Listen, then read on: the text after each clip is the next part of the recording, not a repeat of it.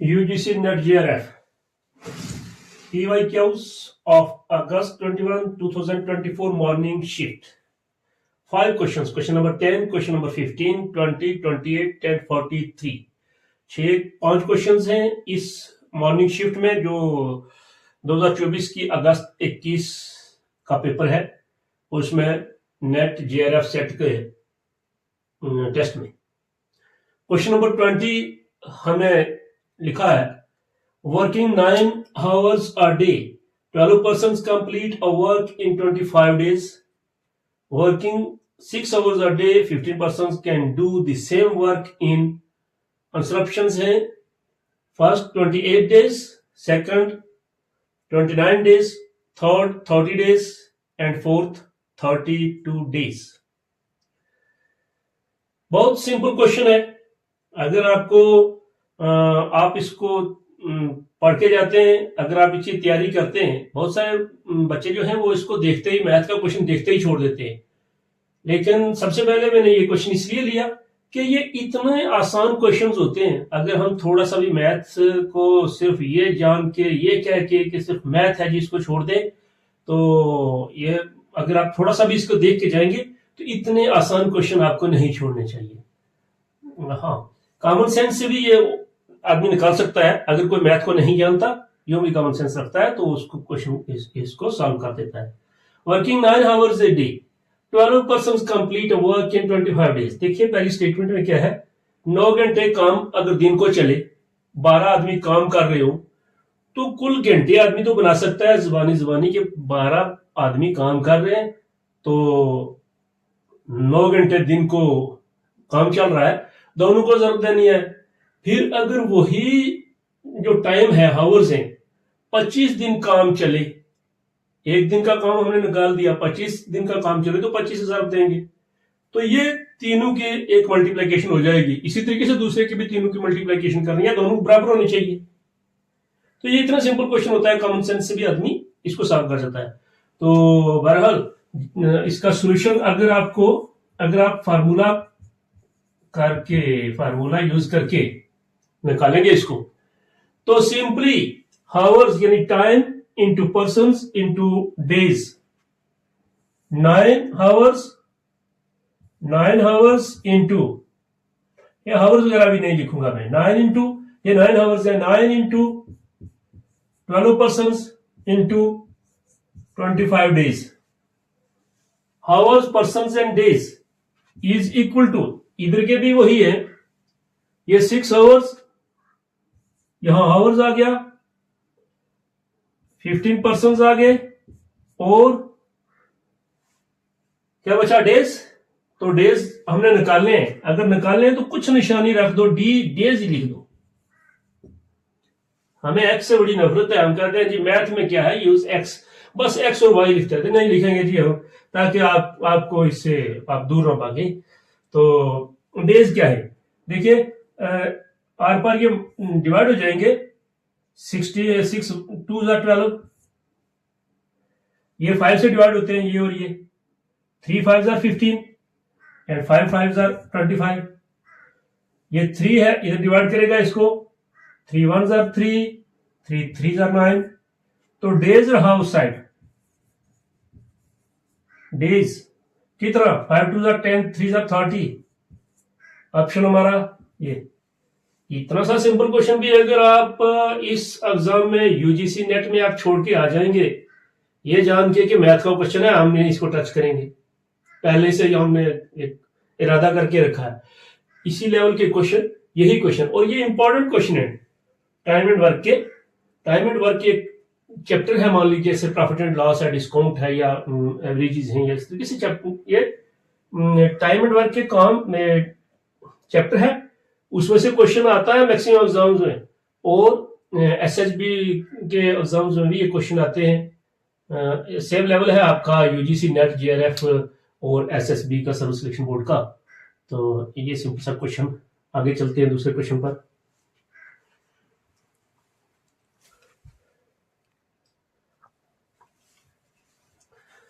हाँ, जुल्फकार के साथ चलिए देखिए मैथ कितना आसान है। क्वेश्चन नंबर 15 में 3 successive discounts of 30% on the mark price of an item are together equivalent to a single discount of first option 90%, second option 27%, third option 65.7% and fourth option 78.2%। ये क्वेश्चन एग्जाम में आया है आपके PYQ में से है, UGC net JRF की। तो देखते हैं कितना मुश्किल है। यूं हम देखते मैथ को टच नहीं करना चाहते, मैथ के हम दुश्मन या मैथ हमारा दुश्मन। चलिए चलते हैं जी, क्या है सॉल्यूशन।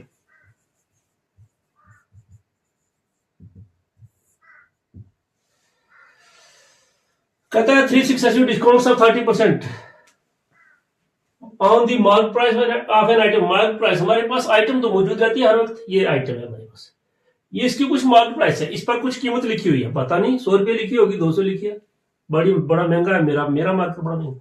हाँ तो चलिए कुछ लिखी है जी, मुझे भी पढ़ना नहीं आता, वो छोटा है। तो मार्केट प्राइस इस पर कुछ लिखी है, कहता है इसके 30% 3 टाइम्स, एक बार इसका 30% करेंगे, फिर उसका 30%, फिर उसका 30%, 3 टाइम्स करेंगे, बताओ कुल डिस्काउंट कितना हुआ। चलिए जी, पहले मान लेता हूं इस पर 100 रुपये लिखा था, 100 रुपये लिखा था, 30% किया तो 100 का 30% 30 रुपये हो गए, 70 रुपये में बेचेगा। अब कीमत हो गई 70 रुपये। पहला डिस्काउंट 30 रुपये, दूसरा डिस्काउंट 100 का नहीं कि हम फिर 100 का 30% करना शुरू कर दें, 70 का करेंगे हम, बस इतनी सी बात है। ये दो सिफर को डिवाइड करके, तो ये बन गए जी 21 रुपये। हाँ अब कितने रुपए बचे, 70 में से 70 थी, उसमें से 21 रुपये और कम हो गए, बच गए 49 रुपये, 49 रुपीज। 49 रुपीज का आप 30% निकालेंगे, 30% निकालेंगे। चलिए मल्टीप्लाई कर दो, इसको मल्टीप्लाई कर दो, 3 9 are 27, 3 9 are 27, carry 2, 3 4 are 12 and 2 14। एक सिफर को एक से डिवाइड पहले ही कर देते हैं, ऊपर सिफर कुछ नहीं रहा, डिनोमिनेटर में 10 है तो पॉइंट आ जाएगा। मैं थोड़ा आगे करके लिखूंगा, यहीं से ऐड करना, ये 7 इधर है पॉइंट, तो बराबर लिखूंगा मैं 14 आई, याद रखना, कुछ मैं चेंज नहीं करने जा रहा। तो पहले डिस्काउंट 30 रुपये मिला, दूसरा डिस्काउंट हमें 70 रुपये बचे थे, उस पर 21 रुपये मिला, फिर बच गए थे हमारे 70 में से हमने 21 रुपये ये डिस्काउंट किए, 49 रुपये बचे, उसका 30% निकाला, 14.7 14 रुपये 70 पैसे। पैसे तो यही रहेंगे। अब आपकी प्रॉब्लम जो मैथ से ये भी है कि यहाँ पॉइंट है, कैसे ऐड करें, कैसे करें। ओ भाई 14 रुपये 70 पैसे, पैसे ऊपर है ही नहीं, पैसे ही रहेंगे। चलिए 70 पैसे इधर रहेंगे, तो कितने, ये रुपये ऐड कर लो फिर, 4 और 1 5, 3 2 5 1 6, इधर ऊपर आंसर होगा, इधर ये इधर छुपा हुआ था, इतना जल्दी। एडिशन में अगर प्रॉब्लम आए ना, तो पॉइंट 1 के बाद तो एंड पर पॉइंट लगा के आगे 0 0 लगा सकते हो, यहां 0 यहां 0, अब ऐड कर सकते हो दूसरे तरीके से भी। लेकिन यूं ही हम डेली लाइफ में हमें पता है ये 30 रुपए, एक आदमी ने 30 रुपए दिए, दूसरे ने 21 रुपए दिए, तीसरे ने 14 रुपए 70 पैसे दिए, तो 70 पैसे साथ में रहेंगे, ये तो आम दुकानदार करता है। तो इतना सा क्वेश्चन था। कभी कभी हम एक्स भी लेके करते हैं, हो जाता है, थोड़ा सा लेंथी होगा, थोड़ा टाइम ज्यादा लगेगा, ऐसे हो जाता है, जो हो जाता है उसको दूसरे तरीके से चेक नहीं। आपको डिफरेंट मेथड्स आने चाहिए। चलते हैं आगे और देखते हैं कितना मुश्किल क्वेश्चन है।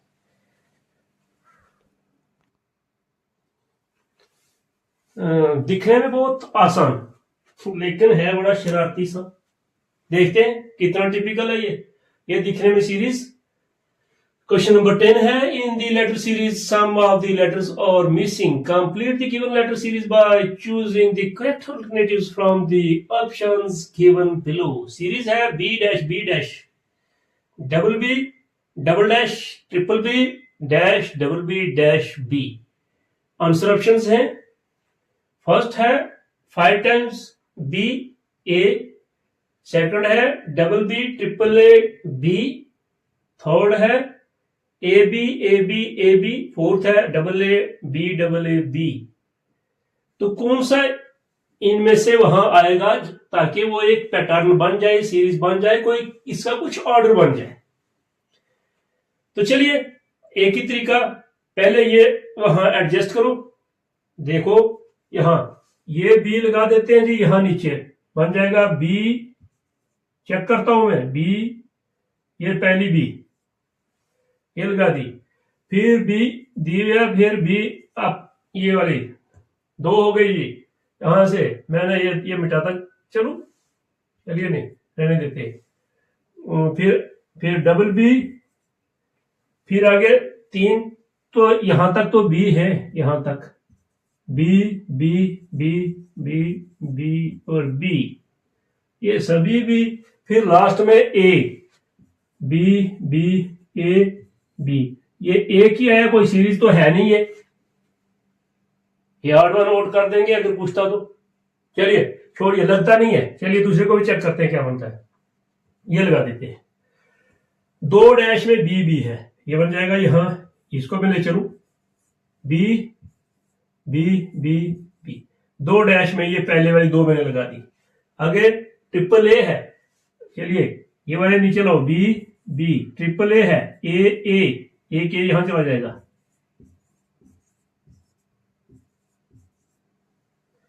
लास्ट में बी है। क्या पैटर्न बना, कुछ बना, देखो जरा, ये 6 है, 2 है, 3 है, 1 है, 4 है, कोई ऑर्डर, सीरीज वो होती है ताकि हम नेक्स्ट टर्म लिख सकें या पीछे में लिख सकें, कुछ नहीं लगता। आगे चलते हैं,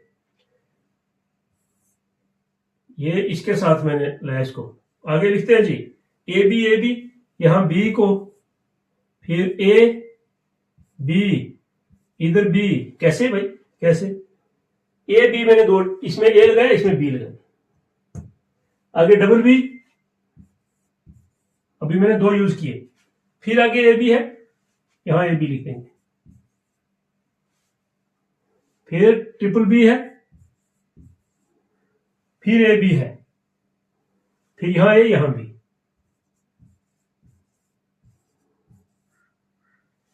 देखो नहीं, ए और बी, यहां बी,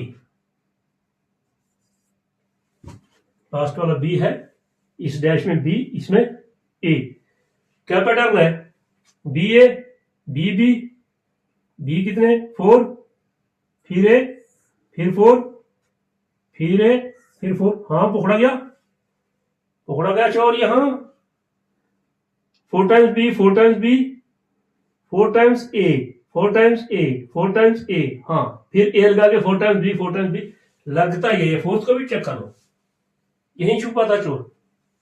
चलिए जी नेक्स्ट में, इससे ज्यादा अच्छा पैटर्न कहीं मिलता है, ये तो हम लिख सकते हैं, यहां 3 टाइम्स बी डाल के पीछे ए डाल देंगे पैटर्न, आगे हम ए डाल के 4 टाइम्स, तो है यही आंसर। बहरहाल ऐसे ही चेक कर लो इसको, डबल ए, इन 2 डैश में अगर ए लगा दें, ए बी ए, ये लेटर सीरीज है, ये थोड़ी टिपिकल होती है भाई, नंबर सीरीज से ज्यादा मुश्किल है, छोटी छोटी डैश, लगता है ये बहुत इजी है, मासी क्या लगाना है, ए बी बड़ा मुश्किल है, ऑर्डर भी है इनका। फिर क्या है, बी बी बी बी, फिर कितने डैश भरी हमने, 2, तो 2 आगे रहेगी, उसमें बी और ए भरना है,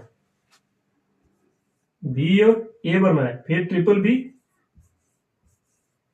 2 डैश रह गई, ए बी भरना है, ए बी बी और बी बी, ये भी तो कुछ लगता है, 4 है 3 है 3 है, 4 है 3 है 3 है, एक तो ये 3 3 है, ये 4 है, इधर है, इधर कोई ऑर्डर नहीं है, तो यही आंसर हमारा सी वाला आंसर था जो हमने पहले कर दिया। तो ये है लेटर सीरीज, नंबर सीरीज से थोड़ी सी टिपिकल, इतनी ज्यादा मुश्किल नहीं। चलिए अगले क्वेश्चन पर, question number 28, if L base m represents a number L in base m number system, then which of the following equalities are true? A 127.125 base 10, is equal to 7 times 1.001 base 2. B 127.125 base 10 is equal to 1,333.02 base 4. C 127.125 base 10 is equal to 177.1 base 8. D 127.125 base 10 is equal to 7f.2 base 16. Answer options. First, A only. Second, B and A and B only. Third, A, B and C only. Fourth, A, B, C and D means all the four are correct. Check करते हैं. A एक left hand side सबकी बराबर है, is equal to 1 into 2 power 7 है तो 6 आ जाएगी, plus 1 into 2 power 6 है तो 5 आ जाएगी, plus 1 into 2 power 4 plus 1 into 2 power 3 plus 1 into 2 power 2 plus 1 into 2 power 1. कितने हो गए? 1 2 3 4 5 6. 1 2 3 4 5 6. अभी बचता है 1 प्लस 1, उसको सिर्फ प्लस 1 लिखेंगे, उसके साथ 0 आएगी आगे. पॉइंट वाले प्लस पॉइंट वाले जो है ये 0 0 है 1 इंटू 2 पावर -1 -2 -3.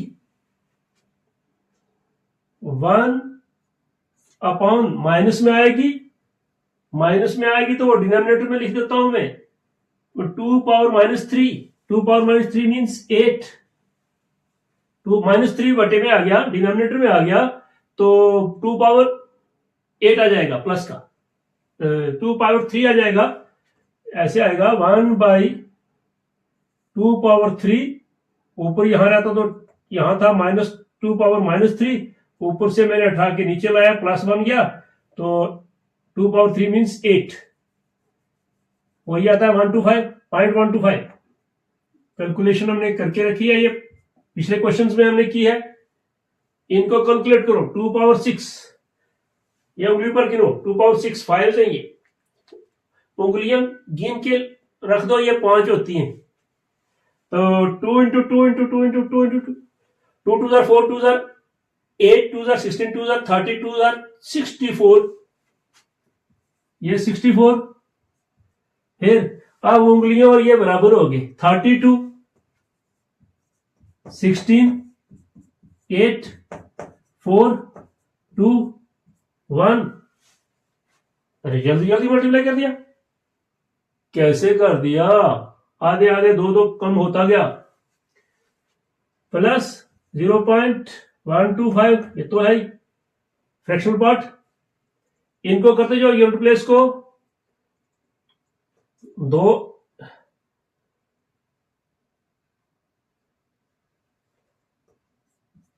प्लस है 2 1 3 4 7 8 15 15 6 21 2 23 4 27 7. अब सेकंड प्लेस 1 3 4 6 10. क्या 1 2 3 4 7 8 15 and 6 21 23 and 27 carried 2 and 1 3 and 3 6 and 6 12. ऐसे बना 0.125. देखो जरा, तो ये correct, A is correct. Second में देखते हैं. सेकंड में 1 into 4 power 0 1 2 3 plus 3 into 4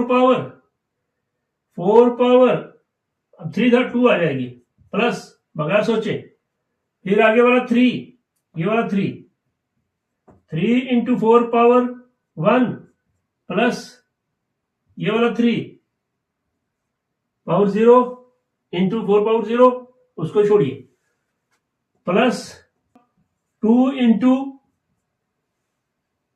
4 power -1 -2, 4 power -2 divide by होगी 4 पावर 2, 4 16, 2 बाई 16 1/8, यह आ जाएगा 0.12, ये फ्रैक्शनल पार्ट क्लियर। इसमें क्या आएगा 4 4 जा 16, 4 जा 64 प्लस 16 3 जा 48, बिल्कुल आ गया जी, 4 3 जा 12 प्लस 3, ये प्लस 0.125 आ गया। कैसे आ गया, कैसे आ गया, ऐसे ऐसे नहीं आया भाई, 2/4 पावर 2 बनाइए, यानी 16 बना 2/16 1/8, 1/8 इज इक्वल टू, तो रखिए यहां तक, आगे देखिए इनको ऐड कीजिए, 3 and 2 5, 8 13 4 17, 7 carried 1 1 and 1 2 and 4 6 and 6 12, integral part ये बन गया, फ्रैक्शनल पार्ट 0, फ्रैक्शनल पार्ट 1 2 5, ये भी ठीक है, B is also correct. C 1 into 8 power 012 plus 7 into 8 power 1 plus 7, आगे लिखने की जरूरत नहीं, ये प्लस इसका क्या आएगा 1 इंटू 8 पावर 1 इंटू 8 पावर -1, यानी 1/8, ये तो फ्रैक्शनल पार्ट फिर हो गया, 1 इंटू 8 पावर -1, -1 1/8 होता है, -1 1/8, 1/8 0.125 फ्रैक्शनल पार्ट, ठीक है। इस पार्ट को देखते हैं, ये पार्ट क्या कहता है, 8 8 64 plus 56 plus 7 plus 1, 7 plus 1, sorry 7 plus 1 नहीं, 7 प्लस 0.125 फ्रैक्शनल पार्ट है आगे वाला, ये उसके साथ मल्टीप्लाई है आगे वाले के साथ, इसके साथ प्लस नहीं है, तो 7 and 6 13 and 4 17, 17 आगे लिखूंगा 17 carried 1 and 5 6 and 6 12, integral part भी क्लियर हो गया 1 2 5, ये भी ठीक है, सी भी करेक्ट है, ये तो लगता है सभी करेक्ट हो जाएंगे। अब इस क्वेश्चन में एक नई बात आई है 7f, f जो नंबर बेस एम सिस्टम में f काउंटिंग क्या है, f क्या f कौन सा नंबर है भाई, 10 को काउंट करो, a ऐसे ऐसे ऐसे ऐसे कैसे ऐसे, a 10, b 11, c 12, d 13, e 14, f 15, f 15 है, ये 15 है, 1 5 नहीं लिखेंगे, 1 5 लिखेंगे तो ये पावर इसकी बदल के इसकी 2 बन जाती है, तो 1 5 नहीं लिखेंगे, ये सिंगल डिजिट, मान लो ये सिंगल डिजिट है, ये डिजिट है, ये सिर्फ 2 ही डिजिट है 7 and 15 नंबर बेस में, आप इसमें कोई कंफ्यूजन नहीं होनी चाहिए, ये सिंगल डिजिट 15 मान लो, इसको अजीब लगता होगा सिंगल डिजिट और फिर 15 नंबर बेस सिस्टम में। अच्छा जी, मान के चलो ऐसा ही है, 15 इसके लिए 7 इंटू बेस पावर ये 1 और 2, तो 1 ही आएगा, 0 1, ये 0 ये 1, प्लस यहां पर नंबर है ये 15 इंटू 15 क्या 16 पावर 0, वो लिखने की जरूरत ही नहीं, 15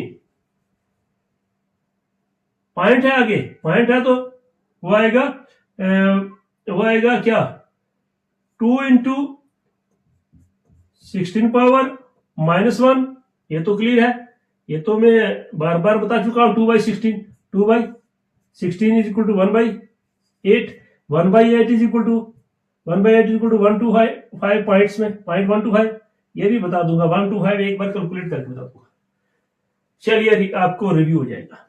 ये देखो जरा, ये क्या बनता है 65 112 ऐसा होता है 16 112 प्लस 15। तो ये इंटेग्रल पार्ट क्या बना इंटेग्रल पार्ट 112 15 127 बन गया जी 127। तो ये पॉइंट है, ये तो हमें कैलकुलेट करके रखा हुआ है 125। तो ये चारों करेक्ट हो गए, डी भी करेक्ट हो गया, A B C D all are correct. हाँ ये आपने कहा होगा ये भी 1.25 आपने लिख दिया। वो भी जब भी 1/8 आता है तो आपको पता होना चाहिए क्या पता होना चाहिए भाई, 0 पॉइंट यहां लगाएंगे, पॉइंट यहां लग जाएगा, यहां सिफर 10 बन जाएगा, 10 1 10, 2 बच जाएंगे, यहां से 10 है ये, 8 1 8, 2 बच जाएंगे, बन जाएगा 20, 8 2 16, फिर 4 बच जाएगा, 40 बन जाएगा, 8 5 तो 1/8 इज ऑलवेज इक्वल टू 0.125 सबका 1/8 तो बनता ही है।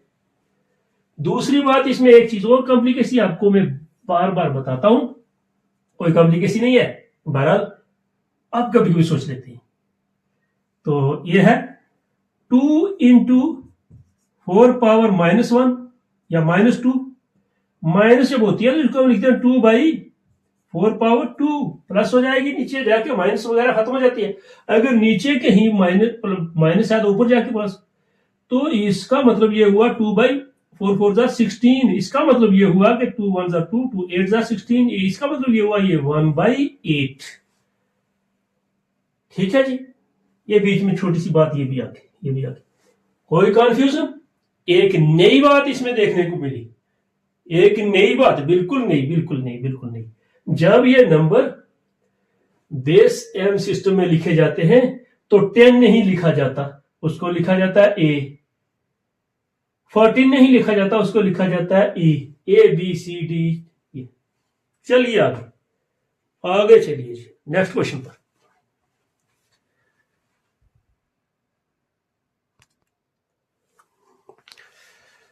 Last question number 43. Question number 43. A person travels from X to Y at a speed of 50 km per hour and returns from Y to X by increasing his speed by 50%. His average speed during the journey is, first है 62.5 km per hour, second है 60 km per hour, third है 62 km per hour, fourth है 64 km per hour। तो कितना मुश्किल कितना आसान अभी पता चल जाएगा। पर्सन ट्रैवल करता है एक्स टू वाई, छतराल से मेट्रो जा रहा है विद स्पीड ऑफ 50 किलोमीटर, बड़ी हाई स्पीड से जा रहा है, दौड़ता हुआ सड़क तो ऐसी है नहीं, बारल कहीं मार खाएगा बेचारा, इतनी स्पीड से जा रहा है। एक्स टू मेट्रो, छतराल टू मेट्रो जा रहा है 50 किलोमीटर की स्पीड से, returns back from Y to X, metro से छतराल वापस आ रहा है, और स्पीड बढ़ा दी भाई, और 50% की स्पीड से जा रहा था, 75 की आ रहा है। देखो 50% यानी इसकी 50%, 50 तो पहले थी, 50 का 50 आधा 25 और बढ़ा दी, 75 की स्पीड से वापस आ गया। हिज एवरेज स्पीड देखते हैं कितनी आती है। स्पीड 2 हो गई, जाते समय की स्पीड S1, चलिए S1 नाम रख लेता हूं मैं, कितनी जी 50 किलोमीटर। या किलोमीटर पर आवर लिखने की भी जरूरत नहीं, यहां नहीं जरूरत, ये एमसीक्यू है, सिर्फ टिक करना है, कोई डिस्क्रिप्टिव एग्जाम नहीं है, कोई आपको इसका ऑर्डर बनाने की जरूरत नहीं है। तो वापस आ गया, मैंने डायरेक्ट लिख दिया 75 किलोमीटर पर आवर। जी हाँ, तो एवरेज स्पीड क्या रही, एवरेज स्पीड का फार्मूला याद रखना पड़ेगा। Average speed is equal to 2 into S2 divided by S1 plus S2। कितना फर्क है जी, क्या फार्मूला मुश्किल है जी। दोनों स्पीड्स को ज़र्ब दे के न्यूमरेटर में लिखा, उसका दोगुना, डिनोमिनेटर में वही 2 है, प्लस में, ऊपर मल्टीप्लिकेशन में, नीचे प्लस में, इतना है, कोई नया फार्मूला नहीं है, बड़ा मुश्किल नहीं है। चलिए दोनों को मल्टीप्लाई करते हैं, 2 into ऐसे लिखूंगा 2 into 50s1 की जगह इंटू 75 सेकंड की जगह और डिवाइडेड बाई, दोनों को ऐड करके लिखूंगा, ऐसे नहीं लिखूंगा, एक हमारा टाइम वेस्ट हो रहा है, इनको दोनों को ऐड करो, 50 और 75, 50 50 और 25, 125, लो जी 125। हाँ, क्या करें, मल्टीप्लाई करें फिर डिवाइड करें। इतनी बड़ी गलती कभी नहीं करनी। वो भाई पहले से ही फैक्टर बने हुए, पहले से ही छोटा हो बैठा है ये, हम बड़ा करके फिर उसको छोटा करेंगे क्यों? यहां से डिवाइड करेंगे, 5 से डिवाइड करो, ये फैक्टर्स भी है, 5 से डिवाइड करो, 5 2 10 कैरी 2 25, 5 5 25, चलिए 5 से डिवाइड किया, 5 10 50, अब 25 1 25, 25 3 75, ऊपर मल्टीप्लाई कर लो, 3 10 30 2 60 kilometre per hour average speed होगी, एवरेज स्पीड 60 किलोमीटर। इधर छुपके बैठा है सेंटर में, बस आंसर हो गया। यही क्वेश्चन, यही लेवल है आपका जीआरएफ नेट का भी, यही है एसएसआरबी का यानी सब सिलेक्शन बोर्ड का भी, वो भी इसी लेवल के क्वेश्चन होते हैं। और यही है, इससे थोड़ा ज्यादा है आपका बैंकिंग और एमबीए का थोड़ा सा स्ट्रॉन्ग है। तो बहरहाल ये जो आपका लेवल है ये आपको सिविल सर्विसेज में भी काम देगा, इधर भी काम देगा, लेवल सेम है, कोई इतना ज्यादा डिफरेंस नहीं होता। ये फर्स्ट स्टेज क्वेश्चंस होते हैं। इसके साथ आज का हमारा PYQs कंप्लीट होते हैं, 5 क्वेश्चंस। Okay, bye bye.